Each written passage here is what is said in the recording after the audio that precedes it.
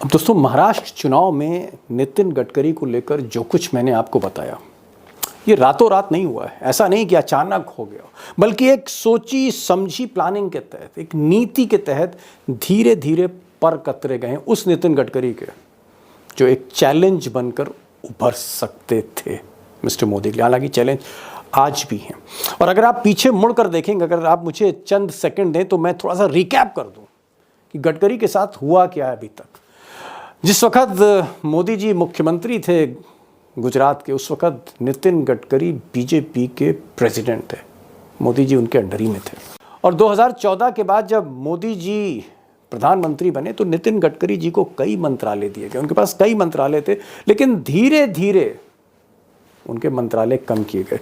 अगर आप पिछली बार की ही सरकार देखें तो नितिन गडकरी के पास एमएसएमई जैसा मंत्रालय था, उनके पास शिपिंग मिनिस्ट्री थी, जहाज रानी मंत्री थे वो, उनके पास जल संसाधन था, वाटर रिसोर्सेज था, उनके पास रिवर डेवलपमेंट था, और भी कई मंत्रालय थे।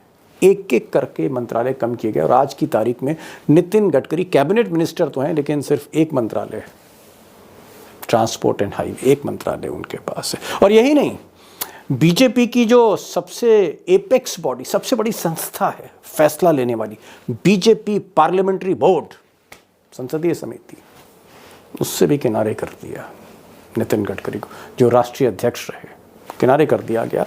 और बीजेपी पार्लियामेंट्री बोर्ड से किनारे होने के बाद Nitin Gadkari central election committee, जी हाँ, केंद्रीय चुनाव समिति, उससे भी बाहर हो गए, उससे भी ड्रॉप कर दिया। सच्चाई यह है कि चाहे टिकट डिस्ट्रीब्यूशन हो, चाहे फिर रणनीति तय करनी हो चुनाव को लेकर, नितिन गडकरी किसी भी फैसले में नहीं। और यहां तक कि महाराष्ट्र में गुजरात लॉबी ने, मोदी शाह ने, ऐसा लोग कहते हैं कि उनसे कोई सलाह नहीं ली, किसको टिकट देना चाहिए, किसको टिकट नहीं देना चाहिए, रणनीति क्या होनी चाहिए, महाविकास अघाड़ी के अगेंस्ट शरद पवार को कैसे काउंटर करना है, उद्धव ठाकरे को कैसे काउंटर करना है, या विदर्भ में कांग्रेस से कैसे भिड़ना है। गडकरी जी किसी भी फैसले में शामिल नहीं है, सच्चाई है। अब दोस्तों, जो सबसे बड़ा सवाल है और आपके जहन में भी होगा कि आखिर नितिन गडकरी को साइडलाइन क्यों किया जा रहा है, उसके पीछे ऑब्जेक्टिव क्या, मोटिव क्या है गुजरात लॉबी का। और आज इस वीडियो में मैं सारी अंदर की कहानी आपके सामने रखने जा रहा हूँ। कुछ एक्सपर्ट्स भी हैं, ऐसे एक्सपर्ट्स हैं जो नागपुर में गडकरी जी को 20-25 बरसों से जानते हैं, उनके साथ नाश्ता करते थे। गडकरी जी उनके दफ्तर में आके घंटों घंटों बैठा करते थे, फडणवीस भी आके उनके साथ बैठा करते थे, चाय पीते थे, डिस्कशन होता था राजनीति में हर पहलू पर। वो आपके सामने होंगे, रूबरू करूँगा। लेकिन पहले ये जान लेते हैं कि महाराष्ट्र से भी बाहर कर दिया और केंद्र सरकार से भी, जहाँ तक पॉलिसी डिसीजन है उससे भी गडकरी को बाहर क्यों किया गया है। अब महाराष्ट्र की जहाँ तक बात है, इसमें कोई डाउट नहीं है कि नितिन गडकरी आज की तारीख में बीजेपी के सबसे कद्दावर नेता हैं। फडणवीस कोई मैच नहीं है उनके लिए, और बाकी का तो मैं नाम ही नहीं लेना चाह रहा हूँ। दरअसल मोदी जी को लगता था कि अगर महाराष्ट्र के में उनका कद बढ़ा, उनका हस्तक्षेप बढ़ा महाराष्ट्र सरकार में, तो हो सकता है कि वो मुख्यमंत्री की दावेदारी करते हैं।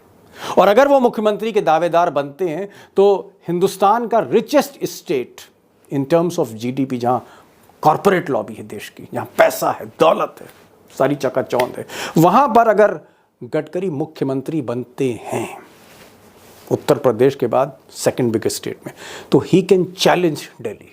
किसी समय में वो चुनौती भी बन सकते हैं मोदी जी के लिए। तो उनके राइज को रोकना था कि इनको महाराष्ट्र का छत्रप मन बनने दो, सारी ताकत मत दो।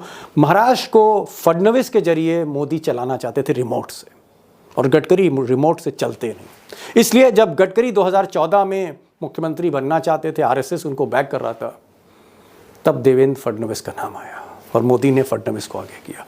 तो महाराष्ट्र में मोदी नहीं चाहते हैं कि मिस्टर गडकरी पावरफुल हो, उनका दखल बढ़े, हस्तक्षेप बढ़े, इंटरफियरेंस बढ़े इन महाराष्ट्र गवर्नमेंट। और जहाँ तक सेंटर की बात है तो जाहिर तौर पर अगर गडकरी जो नेशनल प्रेसिडेंट रहे बीजेपी के, अगर उनका यहाँ हस्तक्षेप बढ़ता है, अगर वो बीजेपी पार्लियामेंट्री बोर्ड में होते हैं, सेंट्रल इलेक्शन कमेटी में होते हैं, तो संगठन में भी हस्तक्षेप रहेगा, सरकार में भी हस्तक्षेप रहेगा, पॉलिसी मेकिंग में भी रहेगा। और फिर वो सीधे मोदी जी के लिए चुनौती होंगे। सीधे चुनौती होंगे। और सबसे बड़ी चीज़, अमित शाह को लगता है कि अमित शाह इतना अगेंस्ट क्यों है, ऐसा लोग कहते हैं कि अमित शाह ज़्यादा हैं, एग्रेसिव हैं। उसकी वजह यह कि अमित शाह को लगता है कि अगर मोदी जी 75 ईयर से आगे किसी भी समय रिटायर होते हैं और ये सरकार चलती है बैसाखियों वाली, तो सबसे बड़े कंपटीटर, योगी से बड़े कंपटीटर, बड़े चैलेंजर अमित शाह के लिए गडकरी होंगे।